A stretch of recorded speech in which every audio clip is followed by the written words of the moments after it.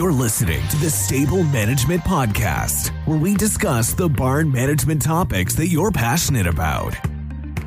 Hi, everyone. Welcome to the Stable Management Podcast. Our goal is to bring you a real-world look into the parts of horse farm management that you love or hate most, such as stall bedding, farm equipment, and pasture maintenance. During each bi-monthly episode, we'll be joined by an expert guest who shares their experiences with and perspectives on an important stable management topic. I'm your host, Hailey Kerstetter, and today my guest is Dr. Tim Worden, an equine sports performance consultant out of Toronto. Today's episode is brought to you by Ritchie. Classic Equine by Ritchie automatic waterers stand out in their field, not yours, with aesthetically pleasing designs that provide clean drinking water for your horses without the work or worry. Ritchie keeps the water flowing, letting you spend more quality time with your horse, delivering a standout performance, all while blending in. Learn more at ritchiefount.com. Thank you for joining me today, Dr. Worden. Thanks for having me on, Hailey. I'm glad to be here. So for anyone who maybe hasn't worked with a sports performance consultant before, can you just tell us a bit about what you do and generally who are your customers? Yeah, for sure. So I think I maybe have a bit of a niche in this area. I don't think there are so many of us around, but essentially I'm here to support riders and to help them and help guide them in their training programs. Typically, I work with the Olympic disciplines. That's all I've touched so far, primarily show jumping. And ultimately, riders are approaching me because they have questions with their own programs. And so my goal is to be on top of the literature, to have a good sense of a bunch of different topics and to help guide them as they build out their training programs. Everything from biomechanics to physiology to some of the therapeutic modalities out there. Any questions that come up related to those. In general, I think I'm working with athletes who are quite ambitious and who are getting close to the top of their respective sports. And sort of the reason for that is that once you get up to that level, the margin for error becomes so small that the programs really need to be refined. And so I'll come in, I'll take a look at, what they're doing in the programs just to offer up suggestions because ultimately they're the ones who are there one-on-one with the horses day in and day out. So they know the horses way better than I do. But I just try to share some insights on, how I would think about the problem and try to give them a bit of a different perspective on that. Yeah, so as someone who came from a riding background and was working with several FEI level show jumpers, I find this really interesting. So can you tell us a little bit about how you got into this area of the equine industry? Yeah, so I don't think it was a linear entry by any means. So I did ride as a kid. I haven't been on a horse in 12, 13 years now. Ultimately, I left the sport because I wanted to go and do other sports. So I got into football and then more into track and field and weightlifting when I got into university. And I think I enjoyed those sports because number one, they're fun to do, but number two, there was just so much science and information behind them. You used to go back after class and dive into the peer-reviewed literature on track and field or weightlifting, two sports that have been just studied so much more than almost any other sport. And so I think that really ignited the spark in me in wanting to pursue this sort of area. And then after I finished my undergrad, I took a year off, a gap year before going back to grad school. Didn't really know what to do, but I always enjoyed being around horses. So I took a job as a groom. And then from there, just made some connections with different FEI riders in Canada first. And then it sort of expanded from there. And I was very, very fortunate to just meet up with some riders who I think saw the world the same way I did. For themselves, they felt that there wasn't enough information out there for them to make the best decisions for their horses. So a lot of what they were doing was sort of shooting in the dark, so to speak, and they wanted a little bit more clarity on the decisions they were making day in and day out in training. And then as well, I think an area that when I first started, I focused a lot on was just the analysis side. So bringing in things like high-speed cameras, and starting to really categorize different errors that were happening on course for these jumping horses, comparing that to the best horses in the world. So having uh, those comparative metrics and allowing people to understand, this is where your horse is right now. This is where the top horses in the world are. Are there any commonalities, or will this horse never make the top sport, or what's the trajectory looking like? So uh, that's sort of how I got into it. And then from there, again, just really enjoying the journey. Very, very fortunate to work with the people that I do.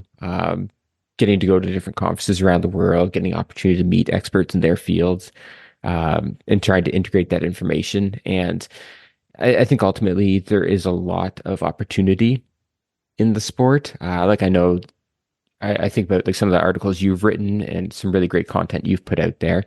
And it's always fascinating to me that some really great research being done, some really great content being produced, but the number of top level riders and trainers who are consuming that information is relatively small. And so for me and the riders I work with, I think it's a bit of like a performance advantage that, we're looking at those things that maybe other riders are overlooking. But for the sport as a whole, it just highlights, the opportunities that are out there. And I don't think we're anywhere close to maximizing the potential of the horses in the Olympic discipline. So that's sort of what continues to drive me, I guess. Yeah, absolutely. I think you're totally right. From my sport background, something that I saw all the time was maybe people not utilizing all of the resources that were out there, whether because they didn't know about them or they just weren't sure how to go about contacting these people. So I think it's really interesting to talk about examining the horse as an athlete and how can we maximize their potential. I mean, we do it with human athletes all the time, so why not do it with our horses? Yeah, for sure. Um, and to your point, I think that people would be surprised with how open a lot of these experts are.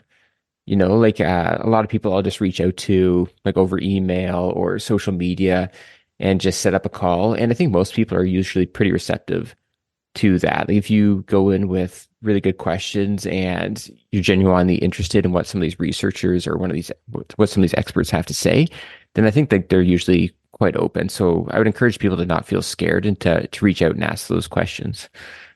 Yeah, absolutely. That's a really great point. And I've heard you mention equine athletes, and I've used the term as well. So I'd like to know, what horses would you consider to be equine athletes? Yeah, it's a great question. I think ultimately every horse is a pretty darn good athlete, even though like my parents have two ponies just hanging out in the backyard right now. And I think even what they can do if they get spooked and they need to gallop around or whatever is really impressive. We know horses have incredible respiratory capacity. Just the amount of muscle mass that they have is truly impressive. But I guess focusing in a little bit, I think that in my mind, equine athlete refers more to horses that are in a program where they have a rider or trainer or whatever who is actively monitoring their progress. So I think there needs to be that monitoring component. If it matters, you measure it. So there needs to be something quantifiable in that horse's lifestyle that you're trying to optimize and you're trying to advance.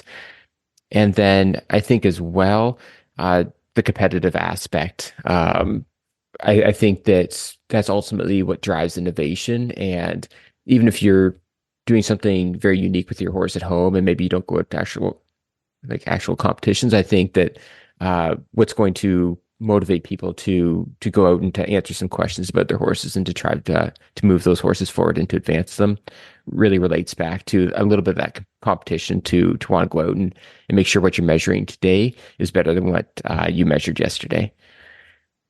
Yeah, absolutely. So when you are evaluating a horse and their performance, what does your process look like, and what kind of information do you need to start creating a training plan? Yeah, so I guess I could talk for hours about this. So I'll just give like sort of my thoughts on it. Uh, my background is in biomechanics, and when I was going through that degree, like a lot of my focus was on motor control. So just understanding in my my PhD was in humans, so understanding how humans coordinate movement and how do they pick up relevant information in the environment and then process that information and then move through the environment. So for me personally, like that's always going to be my bias a little bit is looking at the movement. So I think the first thing is just having a really good idea of technique and understanding why technique maybe differs from that classical style of what you'd see in the textbook. And that's a really exciting part for me. That's something I love. Part of what I do, a lot of people will send me videos on horses they're maybe considering purchasing or young horses that they're following.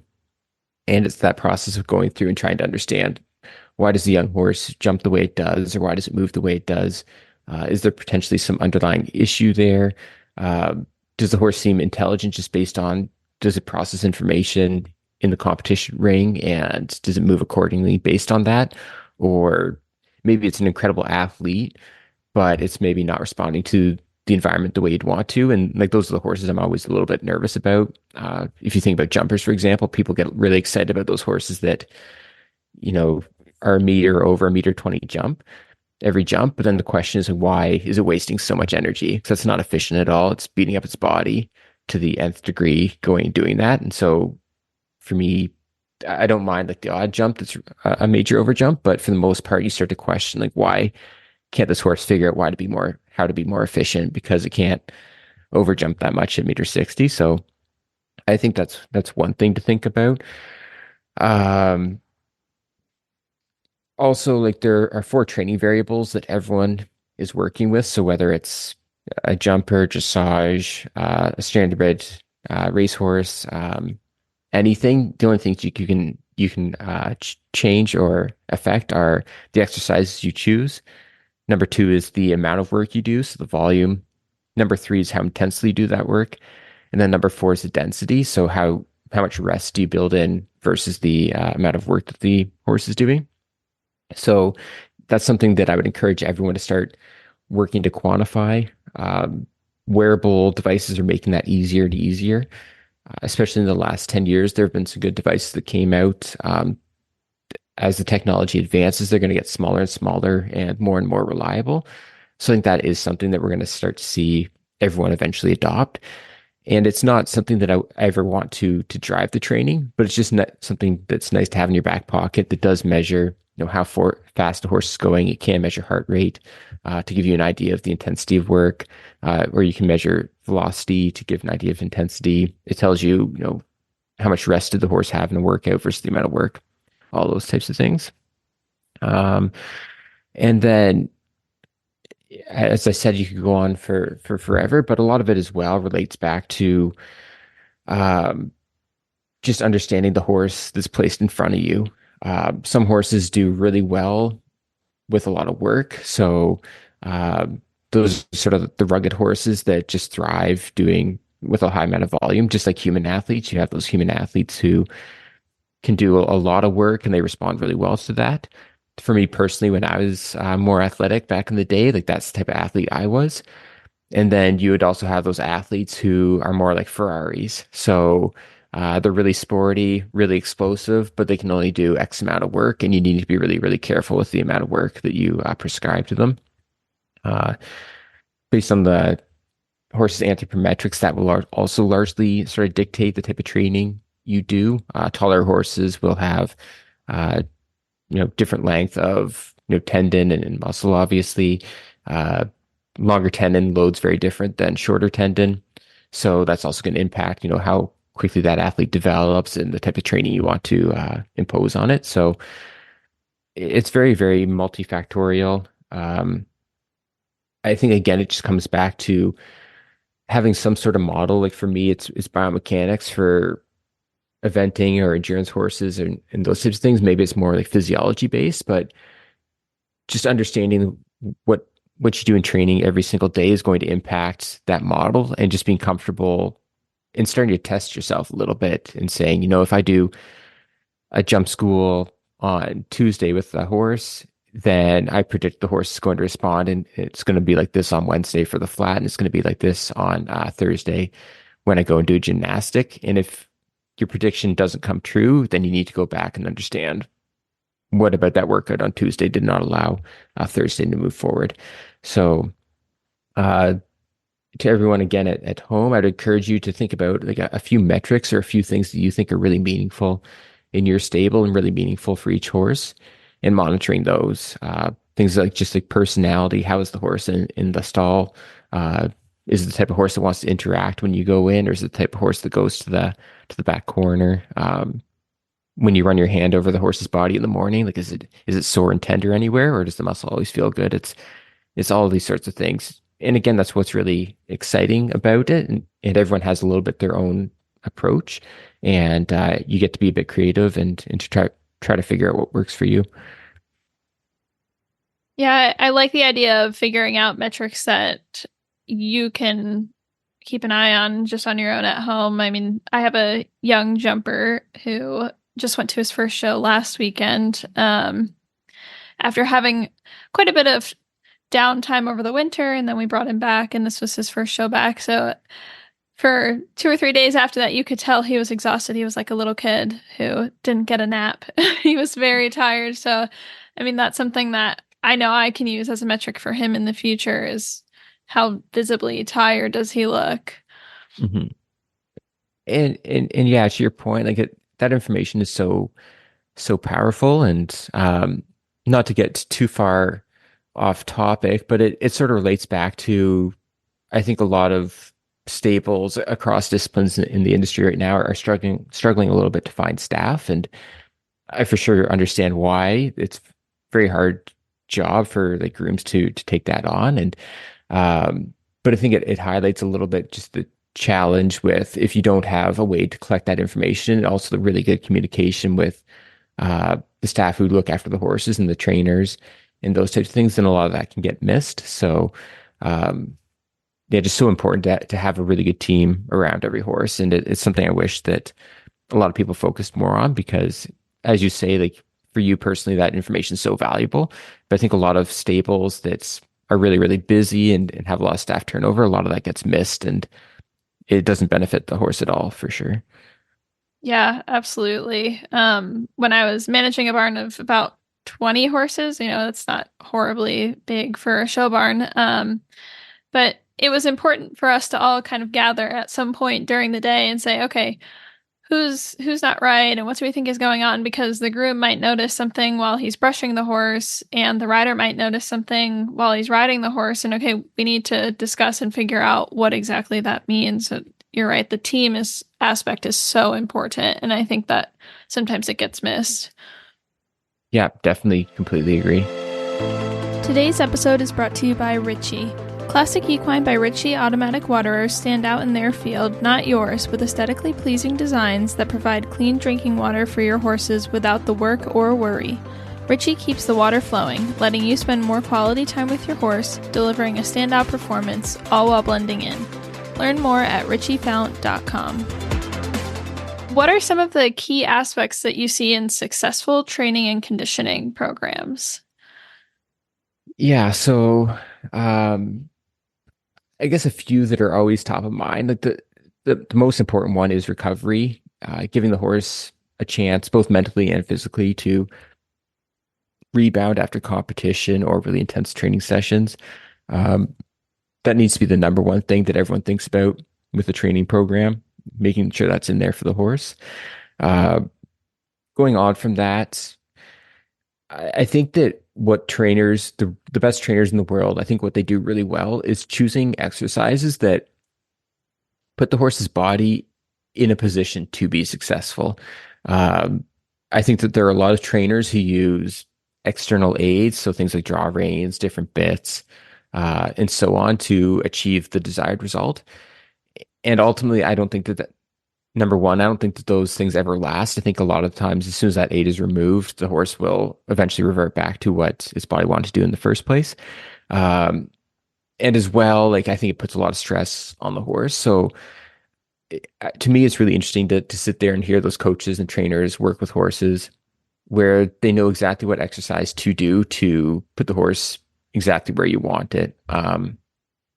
For me personally, like hill work is great to load the hind end. A horse can't be on the forehand running up going up a hill, like it's going to fall on its face if it tries to do that. So it needs to shift the weight back and engage the hind end. For me personally, I'm really big into galloping horses as well. I think it is good for them to get out there and uh, to build up the speed, to load the body in that way. And again, as the velocity increases, the hind end engages more and more. So without manipulating the horse too much and getting after them, like they're naturally just going to find the correct position for them. And I think if you do that long enough, then eventually it just transfers over into all the other aspects of the movements they're trying to do. Um, Same thing with like small jumps and raised trot poles and all those things for jumpers. I think you just put the horse in a position where you're not forcing it to do something, but the easiest way for it to do it is to do it correctly. And then if you do that over time, I think it bleeds back into it's a natural way of training them and communicating with them. So and again, that's something that's exciting about uh, having the opportunity to train horses and work with them, is that you get to be the problem solver, look at a horse and how it's moving, and to ask yourself, like, how do I put the horse in the best position to be successful? Um, I think another important part is to know when the horse is ready to do something and when it isn't. Um, I think a lot of people, they use competition results to dictate when a horse is ready for a more advanced movement or to jump higher or whatever. And I don't think that that's the right way to do it. I think, again, it really comes back to your technical model. Um, and like, does the horse look like it can solve jumping 1.20 meters in a variety of different ways? Does it look comfortable? Does it look happy to do it? And until it sort of checks all those boxes, it's not worth moving the horse forward, even if it jumps clear every time at 1.20 meters. And like, again, maybe if the end goal for your horse is just to jump 1.25 meters, maybe you would advance it. But every horse that sort of comes in front of me, like the goal is to try to get as close to 1.60 meters as possible. So you want to make sure it has the correct foundation before advancing it. And I always think about, there's a really, really good track and field coach, and he talked about like young athletes, how do you know when they're ready to sprint to run 100 meters from starting blocks versus just a standing start? And the thing about like leaving from blocks, that you need to be very, very strong to push out. And so if he had, teenagers and young kids, he would just put them in the blocks once every month and just see how they left the blocks. And if they looked strong enough and they were hitting the correct positions, then okay, they could start doing it. Conversely, if you put them in the blocks and they still came out looking weak and they couldn't get in the right positions as they left, then you just you don't train with the blocks again for another month, give them time to get stronger, and then go back and reevaluate. So those are some things I would think about. It's always better to take your time establishing and building that base, because once things are in place, I think an athlete can advance like relatively quickly. Conversely, if you try to advance an athlete too quickly and they're not ready for it, then you may spend 2-3 years trying to undo the damage of just bad technique and maybe some confidence issues with the horse. And then just going back to the human side again, track and field, another quote that I love, another saying is committing to a technique too early. And again, that's just the idea that when horses are in a little bit of survival mode, when an athlete's a little bit in survival mode and they're overfaced with what you're asking of them, then they tend to just choose one technique. They'll do that technique every single time, and anything outside of that they can't really accomplish. And it's fine to do that over smaller jumps or simpler movements in the dressage ring. But as things become more complex, that just doesn't work anymore. Sure, yeah. And you mentioned galloping, which I live in an area that's very rich with eventers. So you'll see people out Okay, yeah. galloping all the time. It's very common. But I think in other disciplines or areas of the country, you don't see people doing that as much. So can you tell me a little bit about the benefits that you see from getting your horse out to gallop? Yeah, so I guess the easy answer would be to point to some of Brian Nielsen's work up at Michigan State. He has that really nice portfolio or research program looking at like some of the benefits of just that really high impact loading of bone and the positive impacts it has on bone mineral density and strength. But for me personally, I think just number one, like I really like the way the horses move at speed. They have to load the hind end more to go faster and faster. Also, just for like jumpers, like ultimately they need to go and execute in the ring, especially jump offs with a little bit more velocity. And I think one other thing to think about is that for jumpers, like we can't jump them 5 days a week. Like the body just will not tolerate that. I think like more and more, especially with like those Ferrari type horses that are quite explosive, you're probably looking at maybe 2, 3 workouts a week that you get with them where you can really be pushing them, and then the rest of the time's recovery. And so the question is like, how do you stress the body enough that you keep providing a strong enough stimuli to cause that body to adapt, that the muscle continues to be ready to fire when you go in the ring, that the tendon, ligament, bone, fascia, all those different components are developing in the correct method. And I think that galloping is a good way to do that. Yeah, does that answer your question? Yeah, absolutely. That's really interesting because I mean, it's something that I personally don't do very much of, but it makes you think about how you can incorporate it into your horse's program. And the one thing I would say with that is like the only issues you have to be careful with it, because like some horses just mentally like struggle a little bit with that type of work, like that speed work. Um, I had a conversation, I guess, probably around this time last year with Romy Bourillon, who works with thoroughbred racehorses in Australia, and was talking about just the importance of having different areas where you go to do different exercises with horses. And like she was saying that like a lot of her thoroughbred racehorses down in Australia, the top horses, can still put on a dressage saddle and go and work in a dressage ring and do some of the simpler dressage movements. They can be completely mellow. They can hack around loose ring, no problem, as long as you don't expose them to really intense work in the same area. You expose them to the relaxing work, if that makes sense. So I think galloping is a lot easier to incorporate if you have somewhere you can go on property.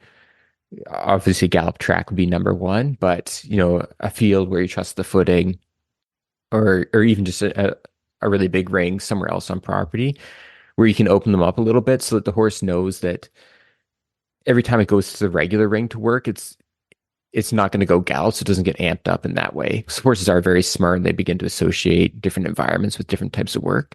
So I'd say that's the one type of thing you always have to be a bit careful with, is choosing where you do certain types of work, just so that the horse doesn't become anxious every time it goes to the ring, not knowing if it's just going for a light flat or if it's going to go and rip around and gallop. Yeah, that's a really good point. Especially as someone with a horse who likes to overthink, and he's such a pleaser, but sometimes he would be the one to get very anxious just going for a light flat because he's thinking we're galloping. So that's a really good point for people to be aware of. Yeah, sure. So we've talked about galloping and working your horse, but can you talk a little bit about the importance of rest in a horse's training schedule? I think we've all probably been guilty of, pushing your horse a little bit harder than maybe you should have because, well, you weren't really happy with his work the previous day, or you just want to get one more thing done, and then it ends up backfiring on you. Yeah. Yeah. So recovery is number one. Everything good happens during the recovery phase. And so to your point, I think that especially probably around the globe, I think especially in North America, growing up with movies like Rocky and Rudy and stuff, where you have like these coaches just yelling at their athletes 24/7, like, oh, you need to do more, you need to do more, you need to do more. That's really not what top sport is anymore. That was very much so like kind of like the 70s and 80s, like that hard-nosed coach is just yelling at the athletes the whole time. But we've learned a lot about how the body responds to exercise since then. And really now the bias is towards you do a very targeted, you apply very targeted stimulus to the athlete, whether it's more of a strength type workout or endurance or speed or whatever. And then you're going to give that body and that athlete time to recover from that. And knowing that if you try to do a similar workout again too closely, the body's not going to be fully recovered. So now you're risking the potential that, those tissues, some of them are still have some of that micro damage that accumulated from the last workout. Now you're adding more damage onto it. So you're risking injury, but as well, you're also putting the athlete in a position where you're asking it to go and work. when the body's not really ready for that. And again, as we get closer and closer to the top of the sport, it's just not worth exercising an athlete if the technique isn't good. And on the human side, if like a world-class sprinter shows up to the track and their muscles a little bit tight and the coach watches them warm up and like the body doesn't look good, then they just get sent home right away to do more recovery, just because like the coaches know like it's just not worth the risk. The worst case scenario, you get an injury. Best case scenario, you have a crappy workout because the athlete's body isn't ready to tolerate it, and neither option is good. So, yeah, it's just better to pass on that. So all that to say, recovery is so critical. To your point and what you mentioned earlier, it sounds like you have a really good sense of how your horse responds to exercise, and you can start to detect some of those mental and emotional cues from the horse about when it's still tired, and you can still go on a light flat, you can still go on a hack, a stretch, and those types of things, but you'll always want to be a bit careful about doing really intense work back to back when that horse is telling you it's not really ready to go and do that again. Yeah, absolutely. It's so important to listen to each individual horse because, like you said, I mean, some of them can handle it, at least sometimes, but others really just can't. So, what is one common misconception that you hear about conditioning and training equine athletes? Yeah, so I think probably the number one that comes up, and I guess I've touched on it a little bit today, is that this idea that any sort of exercise will make the horse a better athlete. Uh, in young horses or horses at lower levels and unfit horses, that's probably true. Like you can probably put a horse on a treadmill a couple times a week and then still have it go and be a better jumper just because it's doing something as opposed to nothing. But as horses become more and more advanced and they're competing at higher and higher levels, the training needs to be more specific. And so like it's nice to have like a treadmill at home, but I hope my concern is that a lot of people rely on things like, the dry treadmill or walker and things as things to condition a horse, which it doesn't really. Like when a horse is such a top athlete, like it needs to be loaded very specifically to stimulate or to simulate what it's going to experience in the competition ring. And I think that that's something that trips people up still to this day, is thinking that any work is the same, but everything isn't created equal, right? And uh, higher level horses getting closer and closer to the top level of the sport, like they need to go out and work very specifically towards that. And like all that to say, like treadmills and flat rides and all those things still have their place, but it's more so just to help the horse stretch out and to recover a little bit mentally versus uh, just walking or trotting on a treadmill. Like that loading on the body is not going to make your horse jump around a meter 60 course better. Yeah, absolutely. Well, that's all the time we have for today, but it's been awesome talking with you today, Tim. Thank you so much for joining me. Yeah, it's been a pleasure to be on here, Hailey. I think I probably maybe talk too much at times, but yeah, hopefully we're still okay for time. No, we're good, and I really like some of these tips for my own horse, so it's been educational, I'm sure, for our listeners and for myself. And thank you all for listening today. Please remember to like this podcast, subscribe, leave a review, and recommend the Stable Management Podcast to a friend.